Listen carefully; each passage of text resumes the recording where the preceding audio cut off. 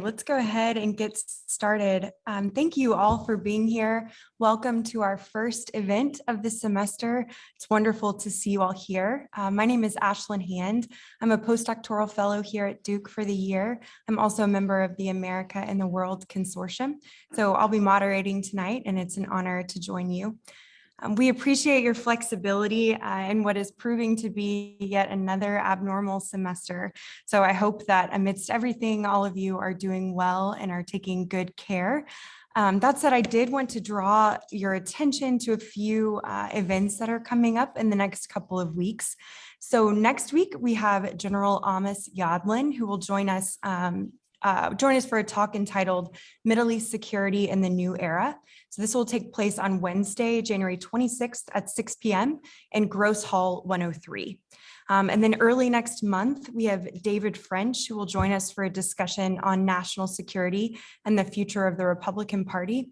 This talk will take place on Tuesday, February 1st at 6 p.m. in Sanford 04. So there's several other events that are coming up. I encourage you to take a look at the website and sign up for the newsletter. We're also on social media channels too, so you can see what is coming next. So back to today's discussion, which is considering social media and the rise of extremism. It's my great privilege to introduce tonight's special guest, Dr. Alexandra Evans.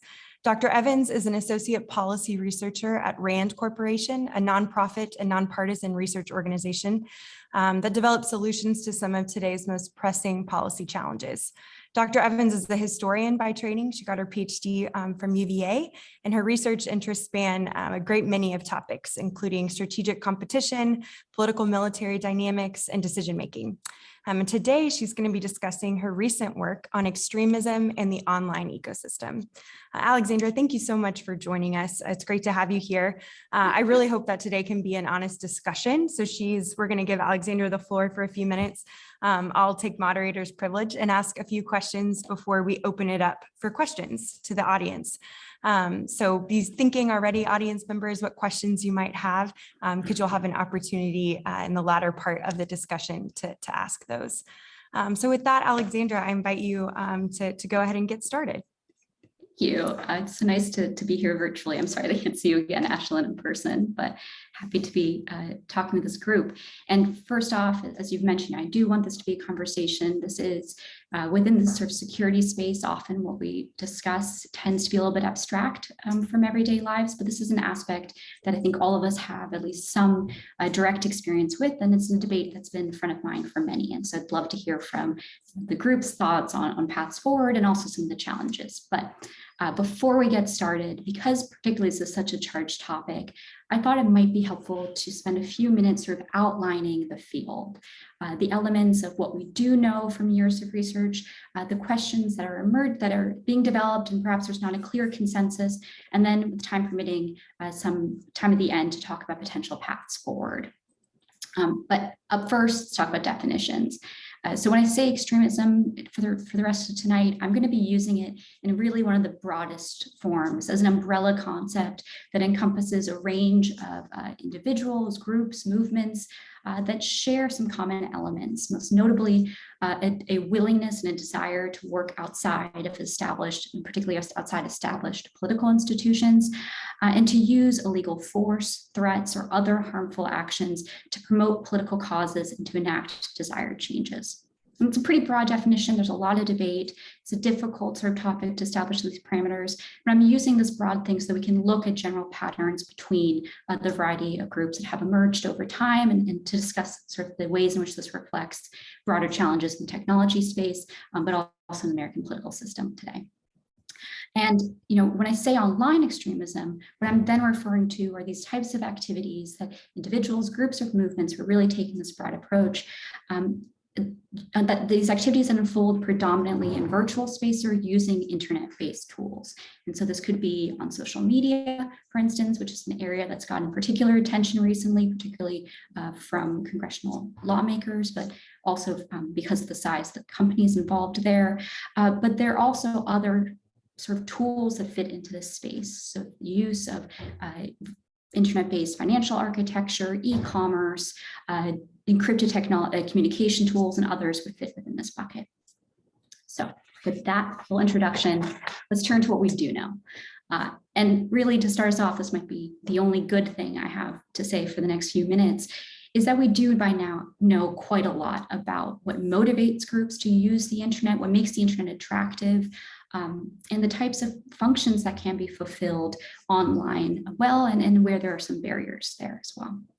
And part of the reason that we know this much is because it's not necessarily a new phenomenon. If we look back to the mid-1980s, the emergence of bulletin board systems and sort of the early pseudo-internet, we see evidence of white nationalist groups, including American white nationalist groups and other types of extremist movements organizing within these spaces. And over time, extremist groups of multiple different stripes have proven to be early adopters of technology, and there's a lot of innovation. And the reasons for this are in some ways intuitive. It's the same way why the internet is popular to all of us. It's one of the reasons why we can have this conversation today, which is that it lowers many of the operating costs and the barriers to operations and organizing, and it provides for a larger reach. So to reach international communities, to connect like-minded individuals who might actually not be very far away geographically, but don't know each other. And it provides some also security guarantees. You don't have to gather in person. There's possibility to store material in a more decentralized manner, and also some tools of anonymity, although that has changed also over time. There are other more tactical reasons as well, but in general, it's a useful tool. And we also know then that in general, the types of things that extremist individuals and groups have looked to for the internet to solve the problems that they're trying to address have remained relatively static, even if the specific platforms they might use or the efficacy of these sort of this turn towards digital versus in-person interaction has changed.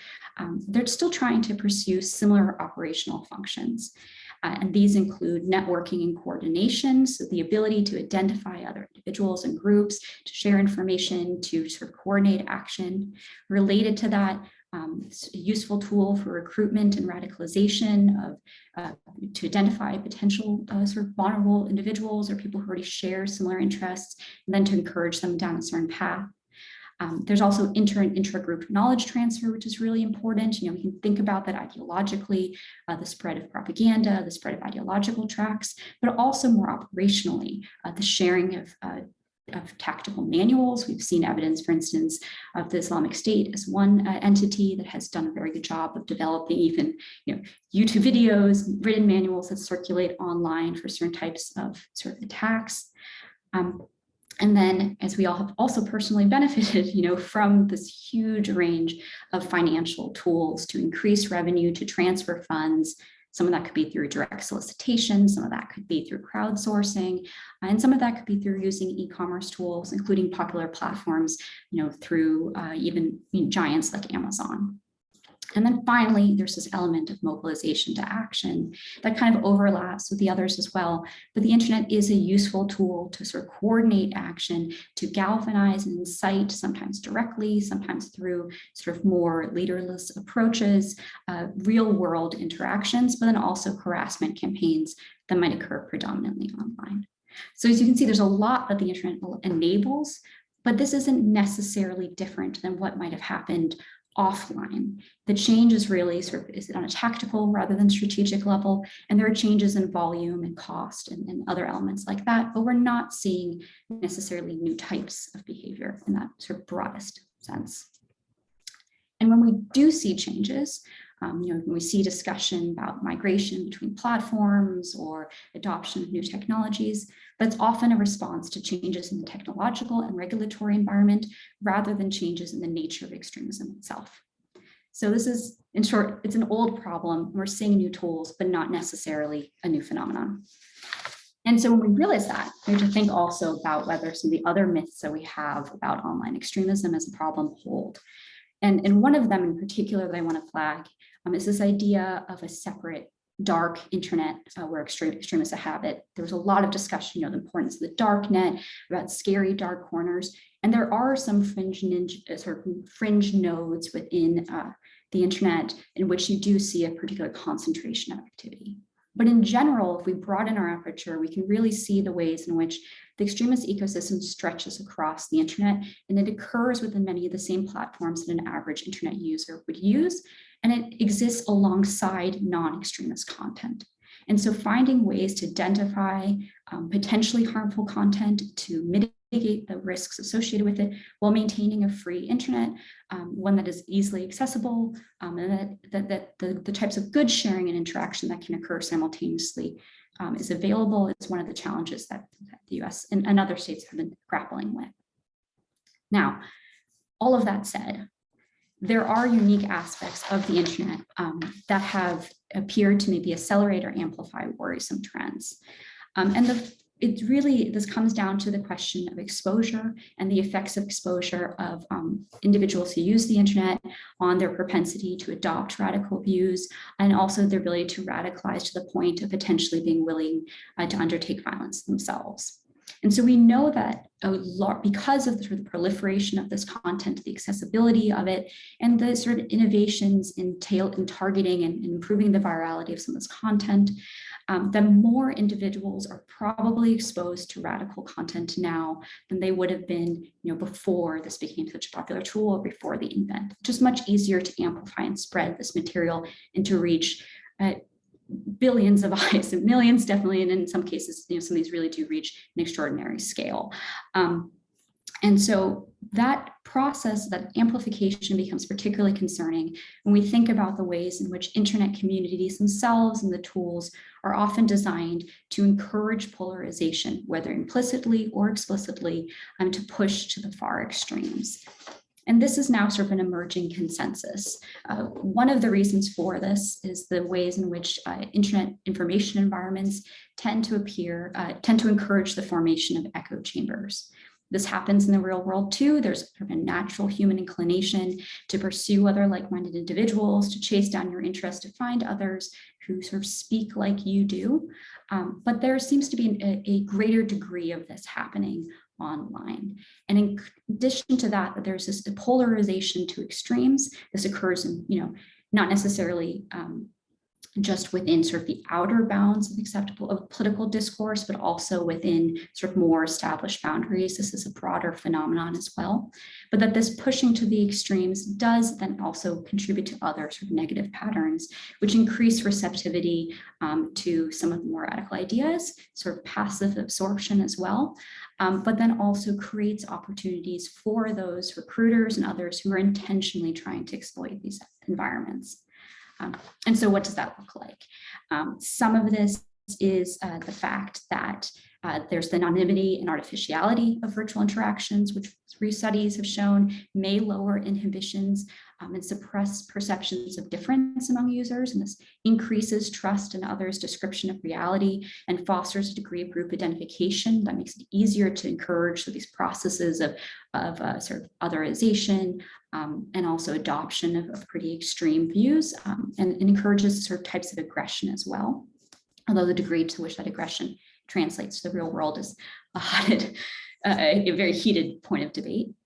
But there's also the ways in which our social media platforms in particular, but not exclusively, are designed to encourage and to feed users information that becomes increasingly incendiary. And so there's also there's a push and pull factors here as well.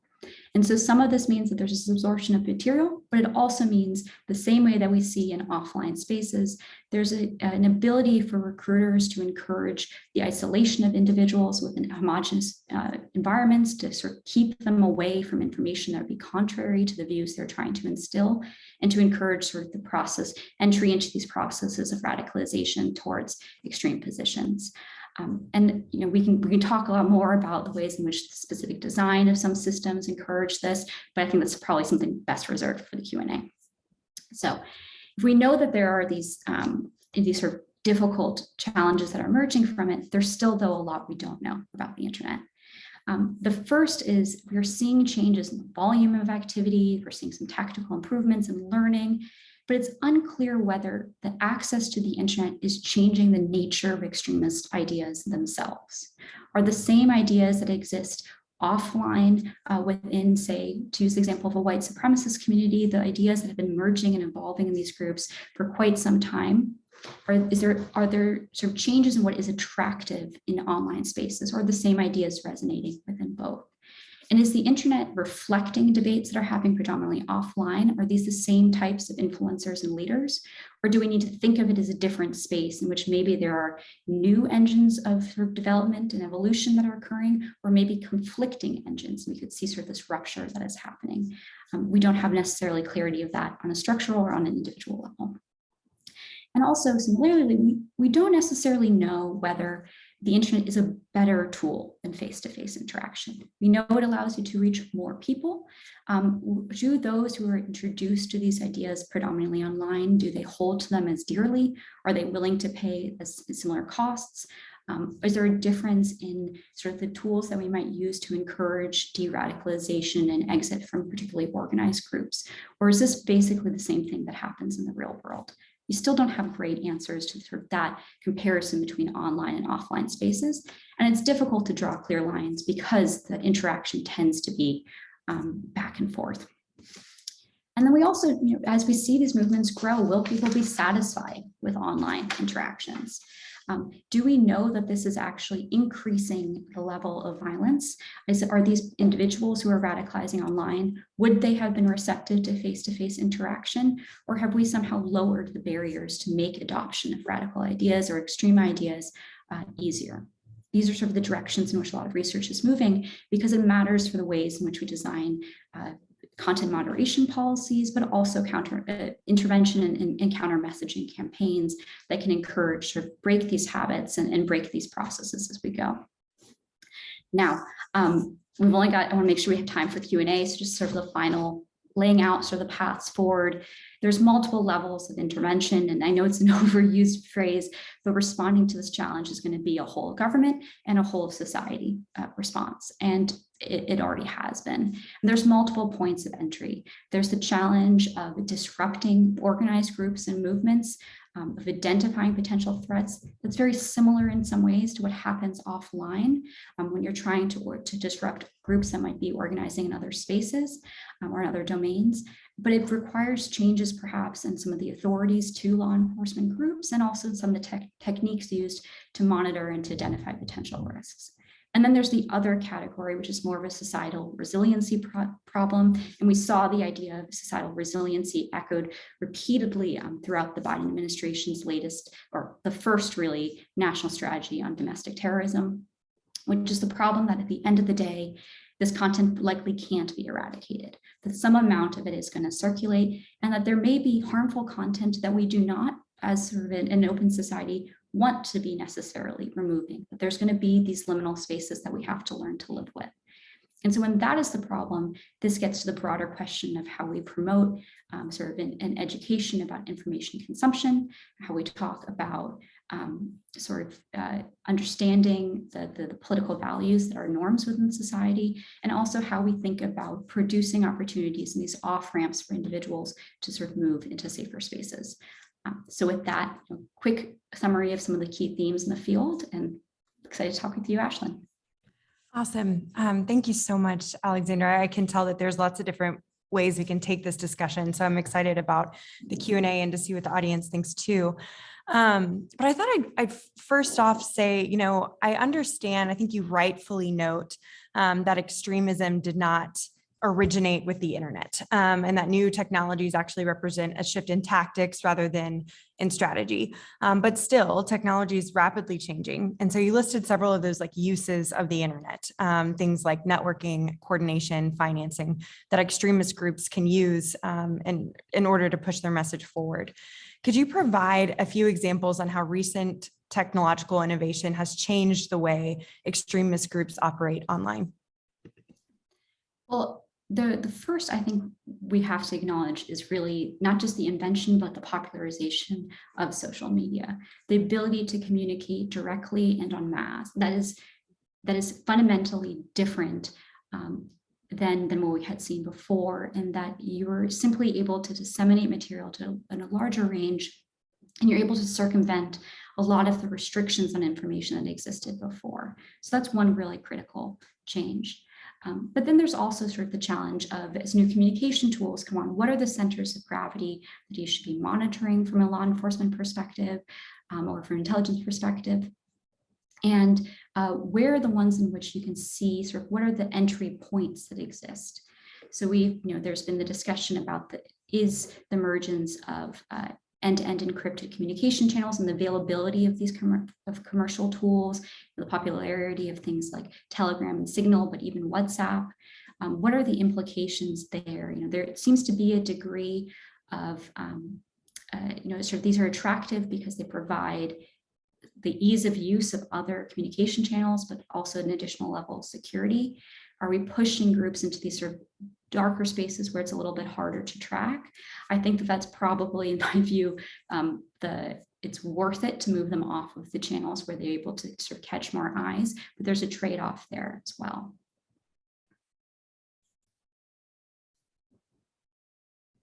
I think by now I would learn to unmute myself when I'm going back and forth, but alas, here we are. No, that makes a lot of sense. I wondered if we could go back to the very beginning when you were talking about definitions of extremism. I appreciate the use of a large term, an umbrella term, but part of your definition included the phrase are willing to operate, I may be paraphrasing incorrectly, but willing to operate outside of established institutions.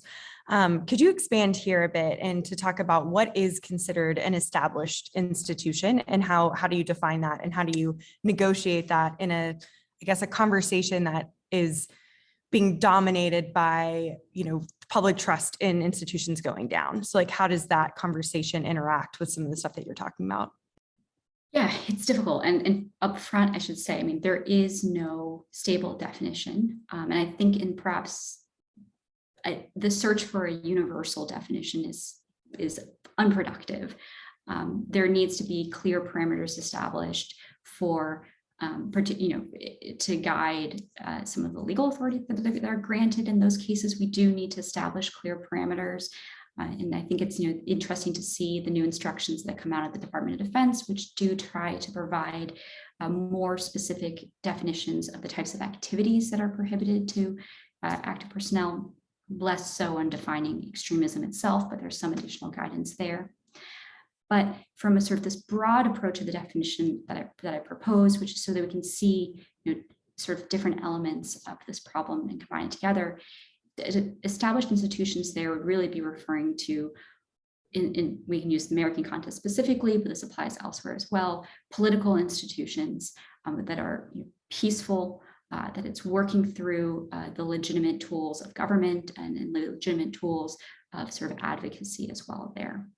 Now, this becomes a little bit complicated because we do see the ways in which groups that we know would fall within that are advocating for violence, that are advocating for a change in the governing system, are also organizing, particularly on a local level, but not exclusively, to fill sort of roles within government. And so it's not necessarily that you can say that this is a clear defining line. There could still be participation within the political system, but it's a willingness to operate outside of that and to use illegal tools of violence, of harassment, and to advocate different types of discrimination in particular, that also help to characterize these movements.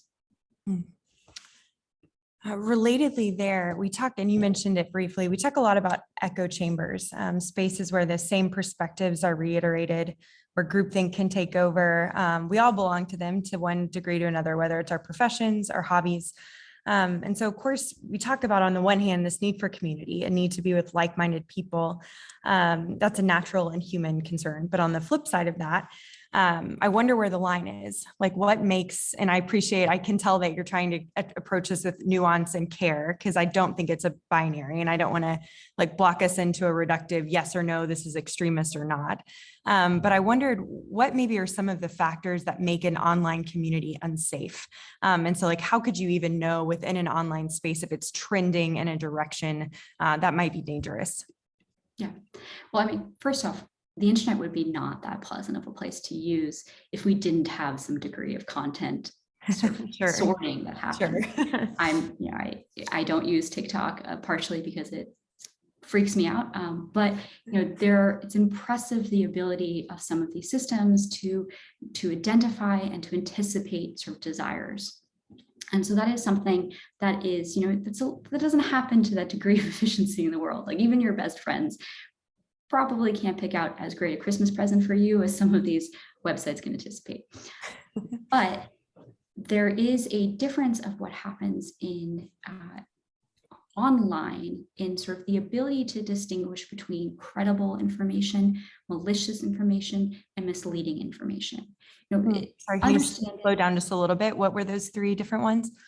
Oh, I was just saying sort of malicious, misleading, and in some cases also disinformation. I'd probably put that under misleading as well. And that there is sort of a diffusion of sources of authority, that content can be shared very quickly and tends to be processed very quickly.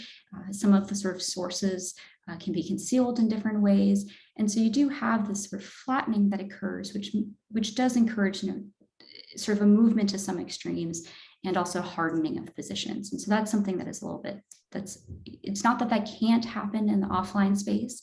And I think it's also important to note that our behavior in the real world shapes what happens online, and our behavior online shapes what happens elsewhere. This is sort of, it's an open environment, but that there's something slightly different about how humans process information in these spaces, at least from what we're seeing from emerging research. So that's one aspect.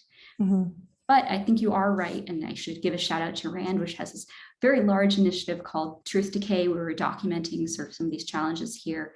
This is also being fed into because there's a broader international sort of decline in confidence in some traditional sources of information, whether that is a decline in confidence in different governments' ability to inform their populations accurately, as sort of a decline in authority of confidence in institutions such as public universities, within certain types of expertise, which is also feeding into this. I was interested in you packed a lot in there when you were talking about anonymity and the way that can change the character of online organizations, online ecosystems. So I wondered if you could expand a little bit more there. The allure of being anonymous makes sense to me, given the legal and personal liabilities that might be involved. But I wondered what that might mean for group identification and for norm building in those spaces. Yeah. So there is a degree, the question of anonymity then maybe can go both ways. So on the one hand, it is easier to sort of dip your toe into sort of taboo subjects, into communities that you might not search out in the real world, either because you don't want to be associated with them for social reasons, or because you're concerned about the potential legal ramifications of participation. So there is sort of this lowering of some of the inhibitions there and the possibility for participation. Now the question is, are most people who do that, are they satisfied with that alone? Is this maybe could some people actually be sort of diverting their concerns into these spaces and actually not then taking real world action? And I don't know if we have a good answer on that quite yet, or the scale, and it might vary extremely. But so there is sort of that, it's a little bit easier to become involved. Do people build a strong social bonds? It does seem, there's, for instance, some interesting studies looking at the up and down voting features of Reddit, for instance. Even though, these are users who are not using their real name by design, I mean, you can provide some personal information, but your interaction is going to be filtered through the system in which you've got usernames and other types sort of distancing functions. There is still this sort of establishment of rhetorical norms that occurs in self-policing that it seems actually encourages an adoption of similar views as well. So it's not just a rhetorical strategy over time. So that's one space where we can see group identification processes as sort of a acculturation to new norms, the breaking down of taboos that's happening online, despite sort of the lack of not just face-to-face interaction, but the sharing of some of this other information. Has that changed over time, like the quality of anonymity? Do you feel like that's something that has been there since the beginning of these online spaces, or is it something we're seeing more of or less of, or have you not found anything there? It's a good question. I wonder. It's been available from the beginning. You can engage different communities, and it depends on the platforms that you choose. I mean, some are set up to actually deny you that ability, and that's something that there has been a discussion about. Is this a way to maybe break some of these habits by requiring some type of identity validation?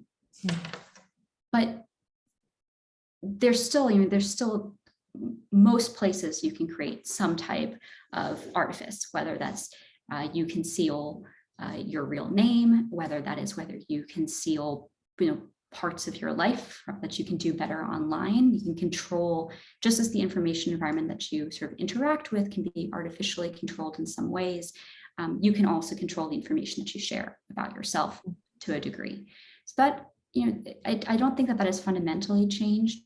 I am curious, though, to see, and just sort of looking forward also, whether extremist confidence in their ability to maintain anonymity online remains. We do know that there are concerns and groups about being infiltrated online. If you look at the aftermath of the January 6th riots, the use of social media, which was not new in this case, but is being widely publicized as a tool for prosecutors to sort of evidence that can be introduced. Is that going to change the nature of some of these groups? Is that going to discourage them from organizing in some areas? I think it's a little too soon to see, but it would be curious to see, is there an idea that the government is better able to surveil online, and that traditional tools in anonymity are not enough? Okay, just a couple more questions from my end, and these are kind of looking really high level and have a little bit more of a policy focus to them. So obviously extremism is not bound by geography, especially online, is not bound by geography. So this is a worldwide issue. But even though it's a global problem, what should the United States' role be here in your view, or what questions at least should we be asking, maybe that we're not asking so far? Yeah, it's difficult. I mean, the United States has very much focused on a distinction, and there are good reasons for it, about the ways in which we divide between domestic threats and foreign threats, in which we sort of allocate roles and responsibilities for surveillance, for monitoring, for just intelligence collection about different types of community, that have led the government to put a pretty clear line between foreign and domestic terrorism. And this has been challenging for a variety of different reasons. I mean, the idea, what do you do with individuals who might be organizing in the United States to change conditions in the United States, but are inspired by ideas advocated abroad? That you see there's an awkward tension there. But we do have to find a way to reconcile and to think about this more as a transnational problem and what that then means. Stepping beyond that, though, what is the role of the United States if the problem is truly global? The uncomfortable reality is that the United States is not just a node in sort of the internet ecosystem of extremism. The United States likely is one of the primary exporters of certain types of these ideas.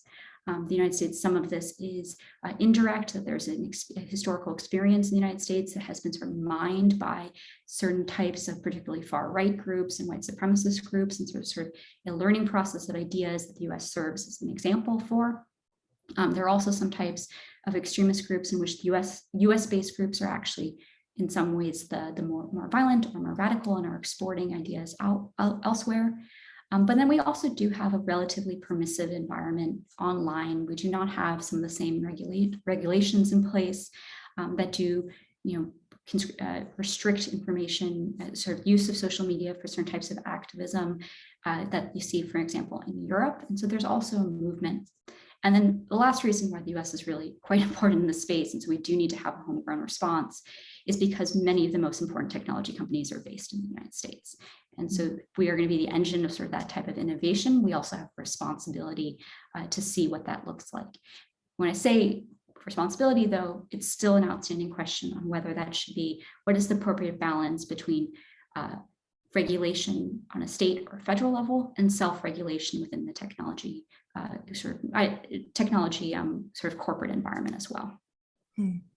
So if we zoom out and we think that the United States has a more, like you said, permissive regulatory setup than other places, I wondered, what are different state responses at this point? Like, how would you compare state responses across the globe and how those are evolving over time? And I wondered, just as technology might be opening up new opportunities for extremism to proliferate more quickly, I wonder also how technology is shifting our ability to monitor extremism online, and at which are those tension points that maybe we should pay attention to? Oof, it's a huge question. So for the purposes of time, I will start, which is we're breaking up a bit. I think if we look globally, we have both some models and we also have some warning signs as well. There's the value of protecting freedom of speech that the US takes a relatively expansive view towards, and are sort of, we have certain protected categories, but we have not necessarily defined them as concretely as a country like, say, Germany, which has much tighter restrictions on certain types of hate speech, for instance. There might be lessons that can be learned there and applied in the American context about sort of tightening the way that we think about agitation for violence in an American context. That said, we can look also at examples of censorship that are occurring, the Chinese government censorship, which is often legitimated in terms of, we need to crack down on this terrorism threat or this threat of extremism internally, which are instrumentalized in potentially worrisome way. Well, not potentially, in worrisome ways. That is the sort of the extreme, careful, I can't say extreme again. That is an approach that I think illustrates the difficulty of establishing objective norms and sort of objective definitions that can be applied.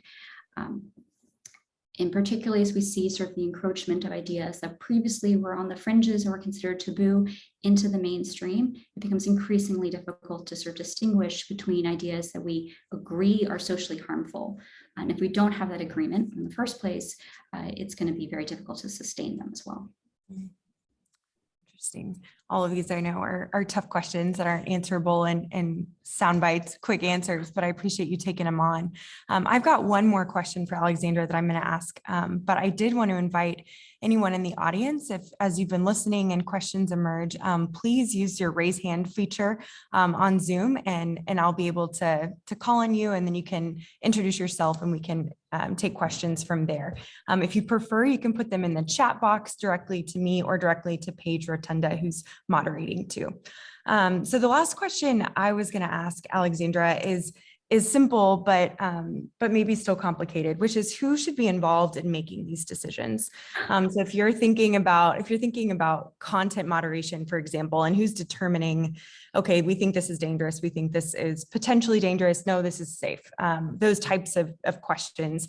Who needs to be involved in those discussions and why? I think if I can punt a little bit, I don't think that there's a simple solution. I think that it is going to be very context dependent, and that's very uncomfortable.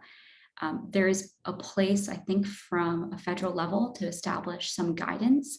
The degree of which that is binding, is something that has to be debated, and there's a limit of how much I want to comment on. Sorry, I can't tell there. Oh, no, that's okay. I think somebody accidentally unmuted themselves. No worries, but keep going.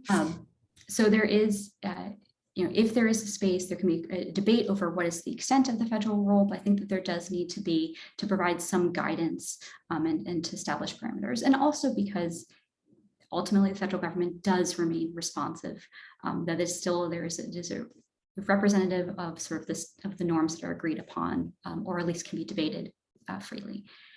Now, what that looks like in coordination with private companies, there are some exciting trend lines there. There have been efforts to try to establish,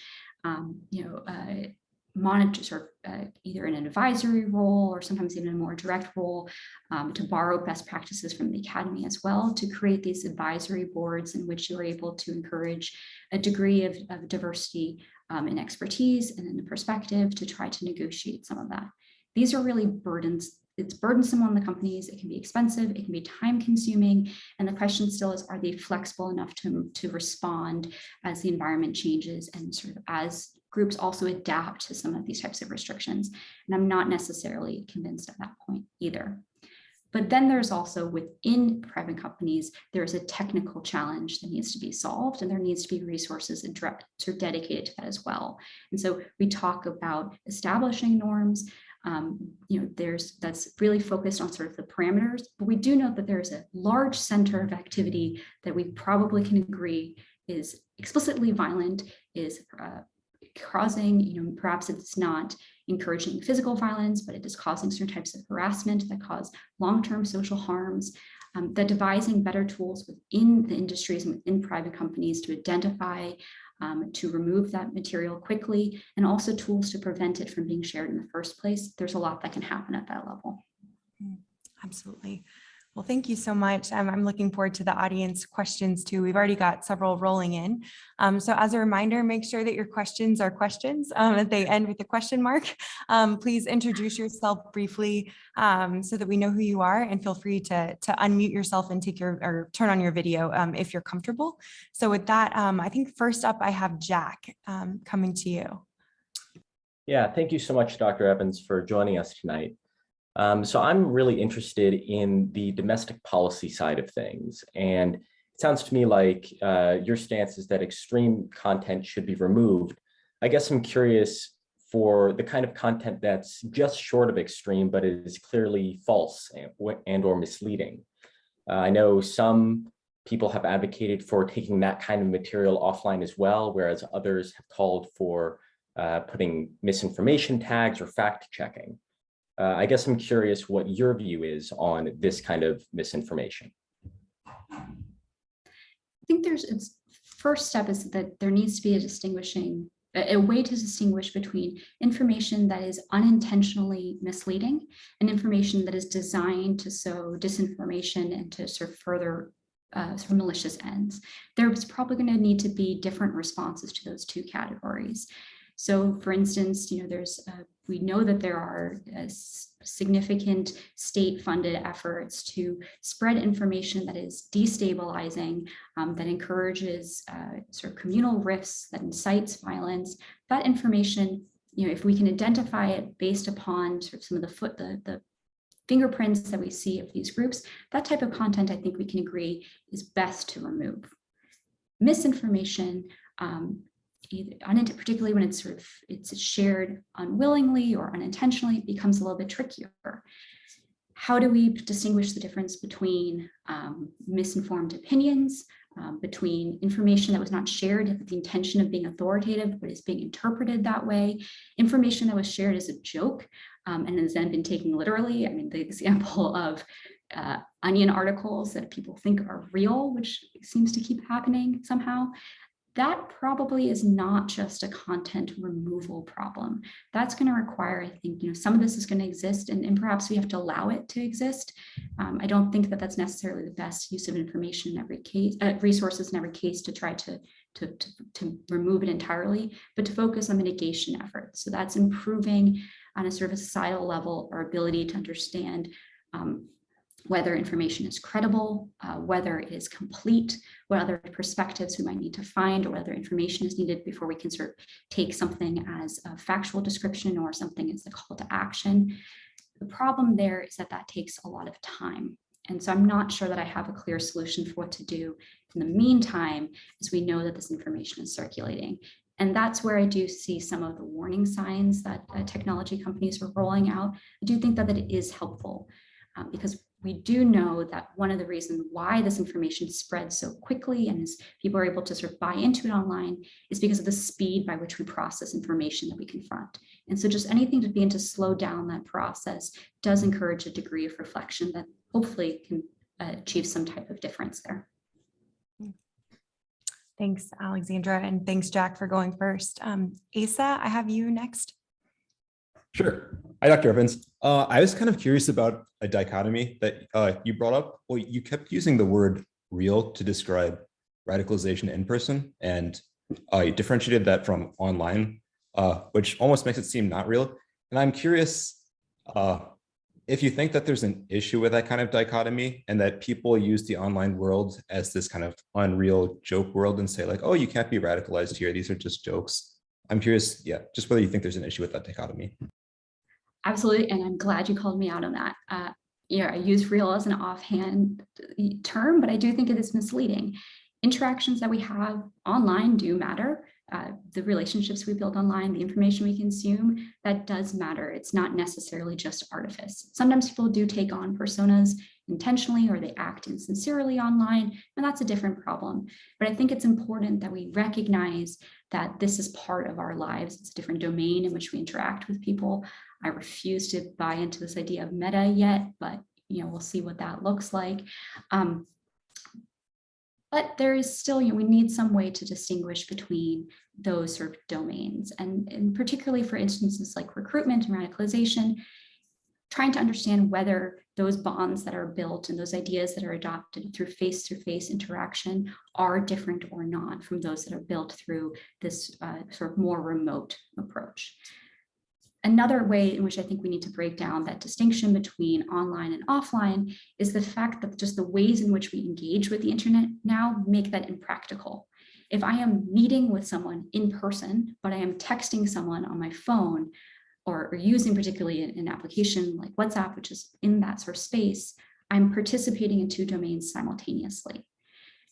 That complicates it as well. And then we do also know that some of the algorithms that we sort of interact with on a day-to-day basis and the content selection tools that are available are also collecting upon information of behaviors that we undertake in the physical world to then inform the information that we are presented with online. And there's sort of this feedback loop there as well. So we can't necessarily distinguish between those two so neatly. Sam, I have you next. Hi, Dr. Evans. Thank you so much for being with us today again. I just had a quick question about sort of like free speech concerns that you had sort of touched upon towards the end. And I was wondering, what are some ways to maybe limit the spread and reach of extremist groups without sort of running into free speech issues? And to that end, should the standard of what's deemed hate speech or speech that incites violence be lowered or revised to become maybe more stringent to prevent online extremism? I was just wondering about your thoughts on that. Well, first off, I don't think that we should have a different standard online versus offline.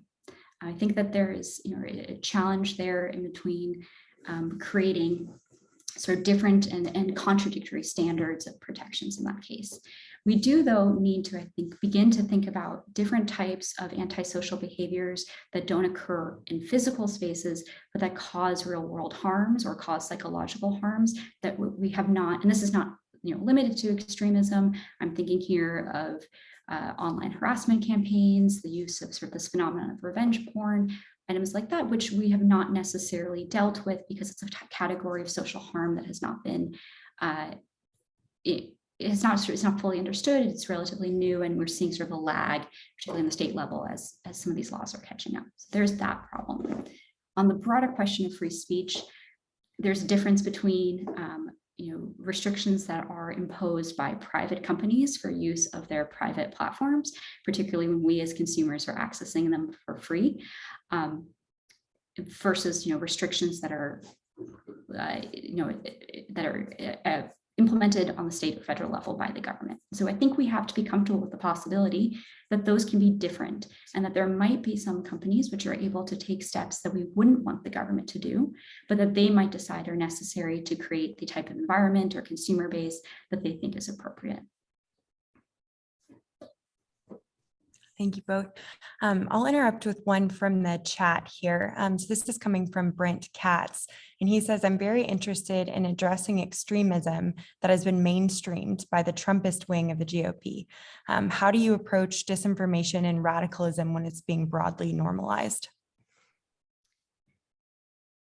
It's a challenge, to say the obvious up front. I think we can look beyond necessarily a single individual or a single party, although I do think it is important to note that we are seeing the greatest amount of violence and harassment coming particularly from far-right movements, and that this has been identified by the FBI as well as by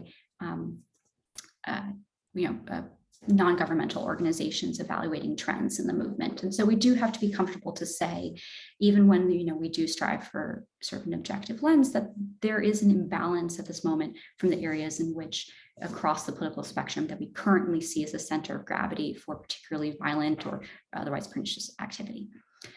On the other question, though, we do have, what happens when you have individuals who espouse views to radically alter the government through criminal tools or violent tools, who are then also have a seat of power, either on a local, state, or federal level. There is no simple solution there. The rules are set in those environments. I think that there's some concerns about our ability to establish a consensus about the type of ideas that we do want to have represented, or the types of ideas that we agree are violent or discriminatory. And that doesn't currently exist, and it seems to be becoming more difficult. Sounds like there's going to be, unfortunately, lots of work in this area in the future. Let's see, I have Rithika is next, and I hope I pronounced that correctly. Yes, you did actually. Thank you. Thank you so much for being here with us tonight, Dr. Evans. My question for you is, do you think that the consolidation of social media networks and companies contributes to this phenomenon of online extremism? And I wonder if you think that things like perhaps antitrust regulation are an adequate tool to address that concern. Interesting question. I have to admit, I hadn't thought of the intersection there. It's a little bit outside of my area of work.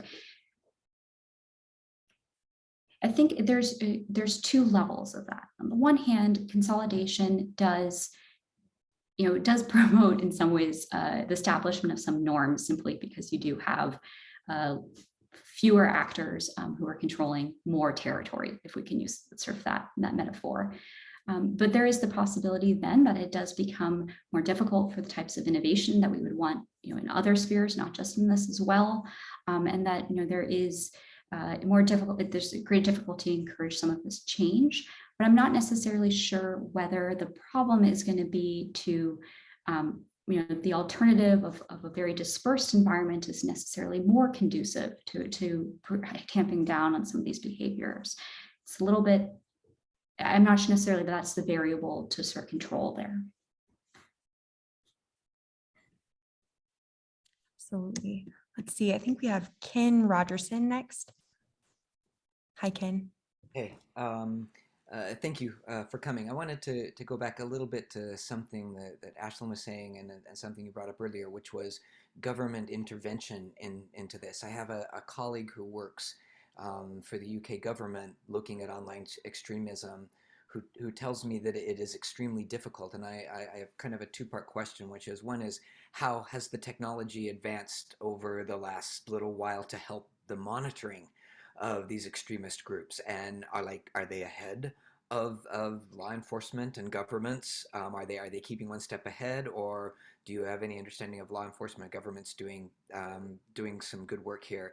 And it comes to mind, I don't know if you know about the State Department program, Think Again, Turn Away, from 2013, that was a real disaster, which was meant to engage online extremists outside the U.S. more than inside, but that it was really not a great program. And so I was wondering if you know of anything where outside these groups that are monitoring them have been able to somehow engage or research or learn about them in a little bit better way because of technology.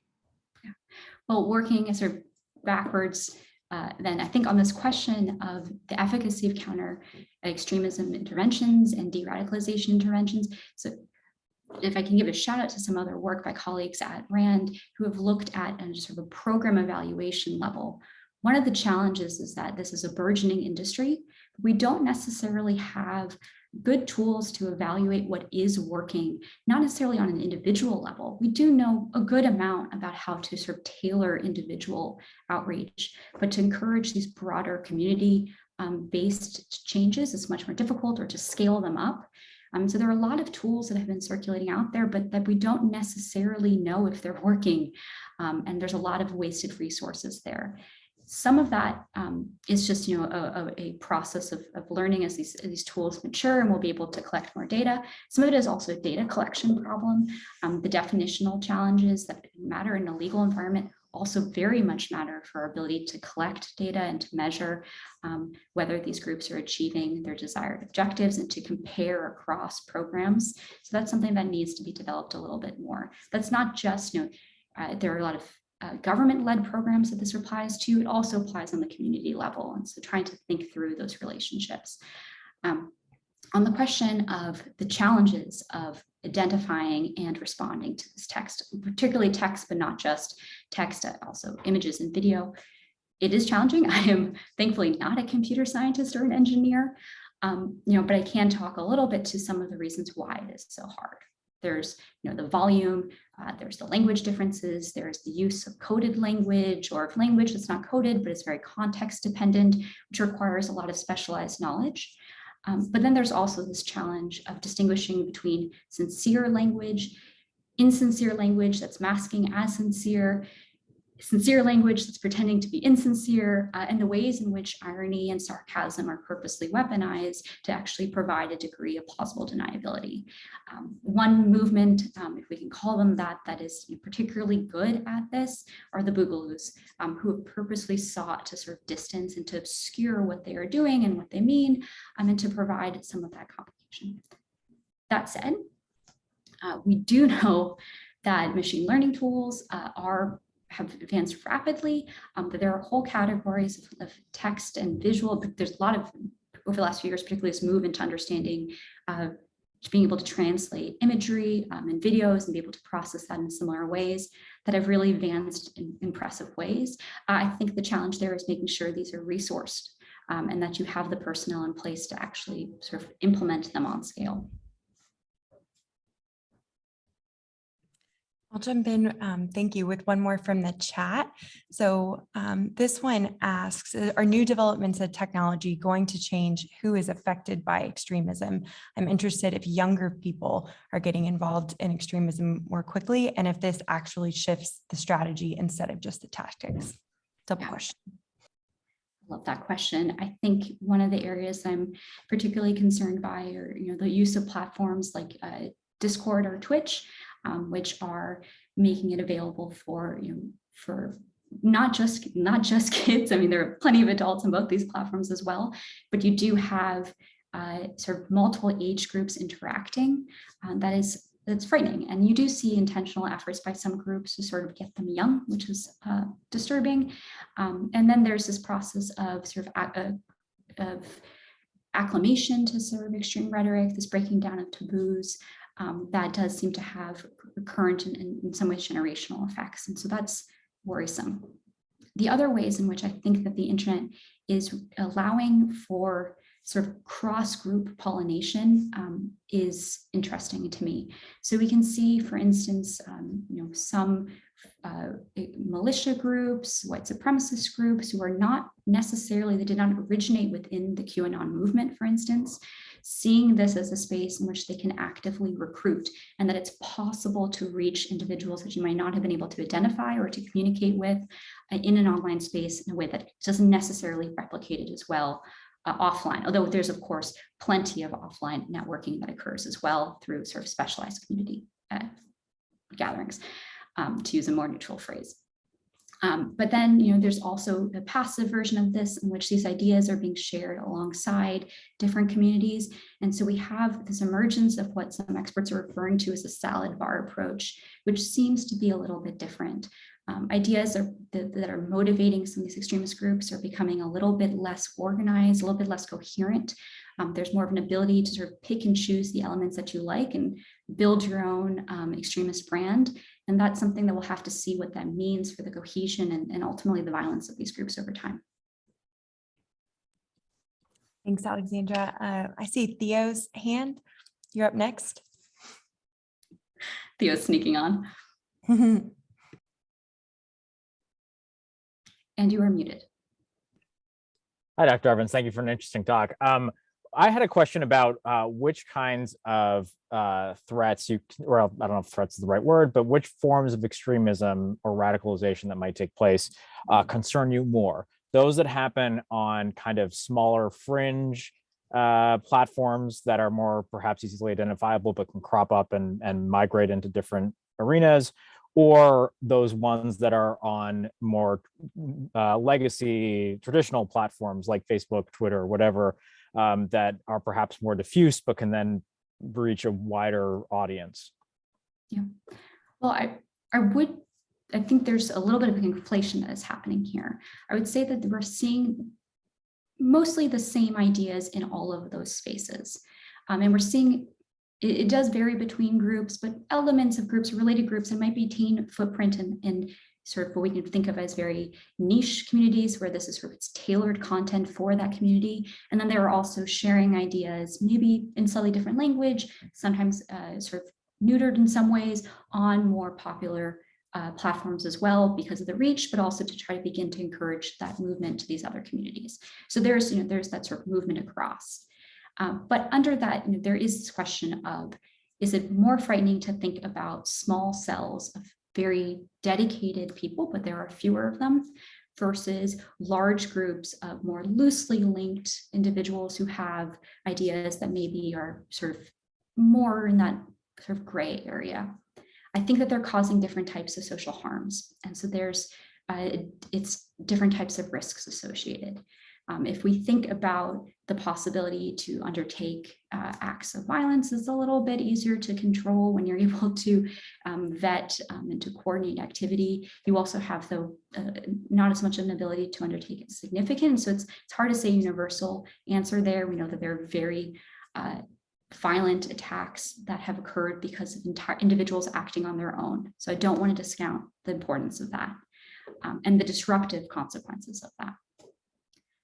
On the other hand, I think if we think about this in a longer term, this diffusion of sort of norms, this polarization to extremes, the inability to reach agreement on some of these issues, that is more frightening to me.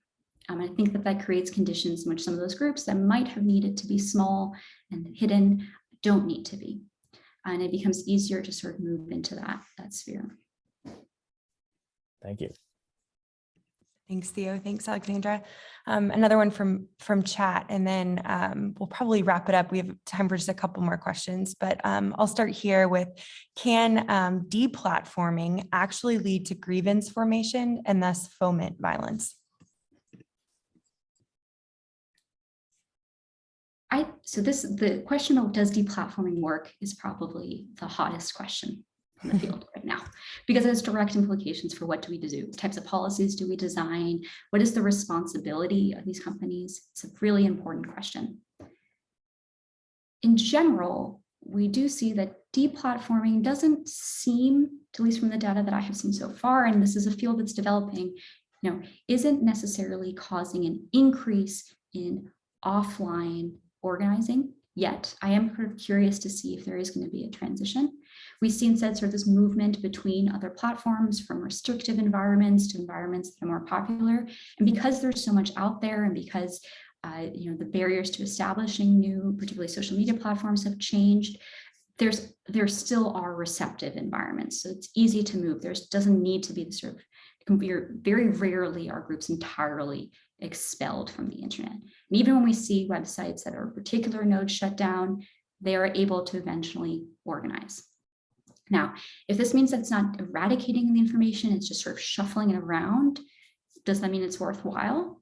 I think so still, because it means that you can't organize as efficiently. It is more time consuming. There are disruptions as you begin to regroup, and there's sort of this whittling effect that can occur at each of those steps. And it just overall makes it more expensive to do business for some of these movements and groups. So there's still a value there. The outstanding question for me is whether as it becomes so difficult to stay in a group, do people become disillusioned with those ideas? And I'm not sure. Okay, so we have one coming in here. This is from Pauline Rogers. So why is it not effective to flag extremist content on mainstream media, or otherwise undermine its credibility and prevent new converts, and to monitor the sites that extremist groups have clustered to after being deplatformed to prevent potential real-life violence?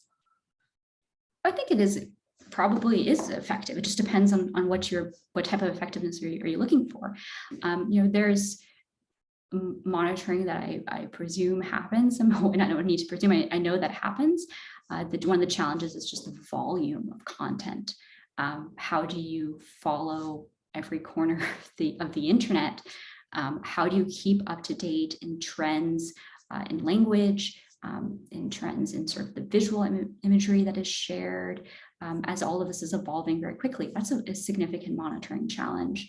It's a lot for the analysts, is the way that we think of them as traditionally being trained, and there are a lot of new technological tools that are assisting that, but it's a heavy lift. So that is happening. On the question about flagging, I think we've all probably had that experience. If you find something particularly bad on Twitter and you're like, I think I want to get this removed, and it stays up for weeks. Often that is a human capital problem. We know that these are very difficult jobs that are psychologically taxing. The question is whether companies are providing the financial compensation, the access to resources, the training to sort of support those teams, whether they're prioritizing not just the number of people, but the people with appropriate cultural and language skills and expertise within some of these subject areas. That's, again, another very heavy lift, but it's something that I think that there is sort of a turn towards prioritizing again. I will take moderator's privilege and ask a final wrap-up question here. Given the number of priorities that are vying for the spot on the agenda at any one moment in this field, what do you think we should focus on? Put simply, what are we maybe not paying enough attention to right now? I'd say there's a particular ideology that I think is important that is not necessarily gaining sufficient attention. And I hope that it doesn't become one that requires it. But we do have a tendency in this, both from the academic field and the analyst field, but also from a practitioner perspective, to respond reactively rather than to try to anticipate. And so it's just as we see, there was this turn towards Salafi jihadism, and now a turn towards sort of a movement towards understanding the transnational far right. There's another group that is potentially gaining traction, particularly online, and that's a little bit different than some of these other movements that had sort of face-to-face precedence, is the violent misogynist movement, and particularly the involuntary celibate movement. It is a group, if you want to talk about the difficulty of policing sort of norms of language and behavior, this is one that's really straining some of that. But it's also a movement that has been responsible for motivating a significant number of deadly attacks over the last few years, both in the United States and abroad. It's difficult to distinguish because we don't necessarily think about gendered violence as political violence in this type of context, and that we know that we have underreporting of domestic violence in the United States. And so it can be difficult to distinguish, at what point does this type of violence sort of exceed that political threshold. And the movement itself is intellectually immature and still developing, but it is one that I would say, particularly worried about. Well, I can't in good conscience say that's a good note to end on. It's a sobering one, but I'm glad that you flagged that for our attention. And more than anything, I'm grateful for your time tonight. Thank you to the audience for such great questions. Really appreciate you coming and you offering your questions. Alexandra, it's a pleasure to host you. We hope that we'll have you back in person once things have calmed down some. But as I said or mentioned at the beginning, AGS has lots of events coming up, so be sure to check out the website. I think Beth put them in the social media chat here too. So please stay involved, and we hope to see you next week. Thank you, guys. Everyone.